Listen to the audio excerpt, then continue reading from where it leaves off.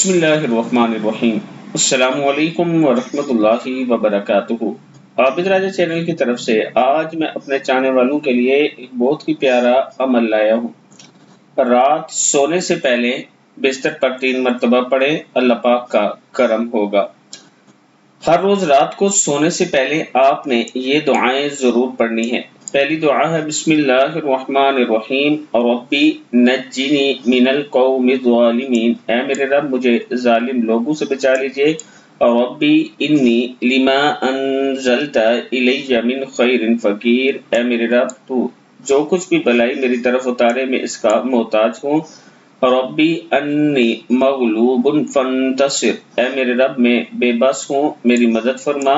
ربی لا تذرنی فردا وانت خیر الوارثین، اے میرے رب مجھے تنہا نہ چھوڑیے گا، بے شک تو سب وارثوں میں سب سے بہترین وارث ہے۔